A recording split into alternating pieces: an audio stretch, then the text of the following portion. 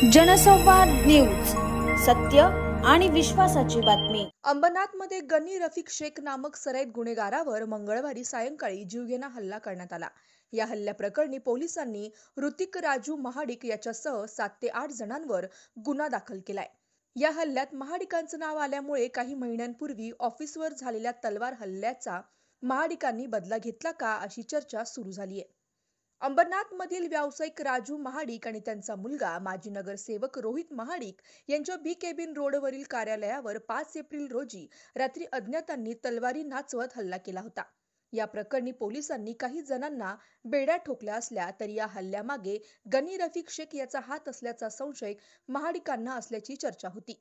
यानंतर मंगळवारी 3 जून रोजी महाडिकांच्या मनातील संशयित गनी रफिक शेख हा राहुल नगर परिसरात मित्रांसोबत बसलेला असताना राजा महाडिक यांचा मुलगा ऋतिक महाडिक हा पवन सिंग, भारत मेत्रे, शिकरे, अभय कुमार, प्रतीक कन्नड, अर्जुन आणि अन्य काही साथीदारांना घेऊन तिथे आला आणि या सर्वांनी आपल्याला चाकूने बरगडीजवळ भोसकत पाठीवर 6 वार केले, तसंच लाथाबुक्क्यांनी मारहाण केली असं गनी रफिक शेखने पोलिसांना दिलेल्या तक्रारीत म्हटलंय। तसंच आपल्याला न्याय मिळवून द्यावा अशी मागणीही त्यांनी केली आहे। तर रोहित महाडिक यांनी गनी शेखचे सगळे आरोप फेटाळून लावले असून आपला या प्रकरणाशी काहीही संबंध नसल्याचं स्पष्ट केलंय। या प्रकरणात शिवाजीनगर पोलिसांनी मंगळवारी रात्री उशिरा गुन्हा दाखल केला असून अद्याप कोणालाही अटक करण्यात आलेली नाही। या प्रकरणातील जखमी गनी रफिक शेख हा सराईत गुन्हेगार असून त्याच्यावर यापूर्वी तडीपारीची कारवाई करण्यात आल्याची माहिती डीसीपी सचिन गोरे यांनी दिली। तसंच या हल्ल्यामागे एखाद्याचा हात असेल किंवा कुणाची फूस असेल तर त्याच्यावरही कारवाई केली जाईल असंही डीसीपी गोरे यांनी स्पष्ट केले। काल रात्रीचा हा प्रकार आहे। संबंधित जो फिर्यादी जखमी आहे याला मागील भांडणाच्या कारणावरून त्याच्यावरती चाकूने हल्ला झालेला आहे। तर त्या अनुषंगाने आपण शिवाजीनगर पोलीस स्टेशन मध्ये गंभीर दुखापतीचा गुन्हा दाखल केलेला आहे। यामध्ये एकूण 7 आरोपी निष्पन्न होत आहे। शिवाय यामध्ये कुणाची काही फूस असेल किंवा याचं पाठबळ असेल त्या अनुषंगाने आपला तपास सुरू आहे।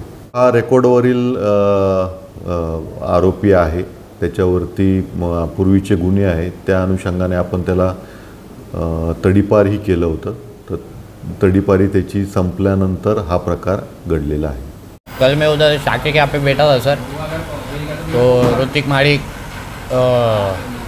और ये क्या बोलते हैं अभय और पवन सिंह, इन लोग 8-9 बच्चे लोग आए, मेरे को मारा नहीं है सर, चाकू बिल्कुल से तूने मेरा ऑफिस फोड़ा, तूने मेरा ऑफिस फोड़ा करके उन लोग ये बोल के मारे थे। नहीं है, मैं उधर ऑफिस पे था ही नहीं, ये बात मतलब नहीं किया। जब भी वो हुआ था, जब भी मैं पुलिस वाले लोग के साथ में था सर, तो भी इन लोग ने मेरा ज़बरदस्ती का नाम डाला उसमें, ना वो सीसीटीवी में मैं दिख रहा हूँ, मेरा कुछ रोल पार्ट नहीं है वो चीज़ में। इसमें जो राजा महाडिक ने ये जो करवाया मेरे पे, मेरे को खाली इंसाफ मिलना चाहिए सर, बस।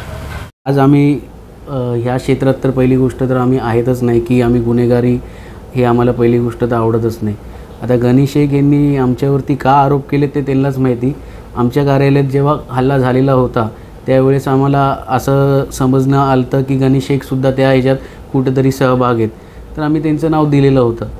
आता त्यांनी हे हल्ला करवला आहे स्वतःवरती का केलेला आहे ते आम्हाला माहिती नाही, पण आमच्या ह्याच्यामध्ये कुठल्याच गोष्टीचं काही म्हणजे इंटरफेअरन्स नाही आहे। आता जे हे आरोप घेत आहेत ह्यांचं क्रिमिनल बॅकग्राऊंड पोलिसांनी चेक करावं, ह्यांच्या फॅमिलीचे बॅकग्राऊंड चेक करावे आणि कुठेतरी आज स्थानिक निवडणुका येणार आहेत त्यामुळे आम्हाला आमचं नाव खराब करण्याचा प्रयत्न करतायत, त्यापाठी राजकारण करायचं हे षडयंत्र आहे।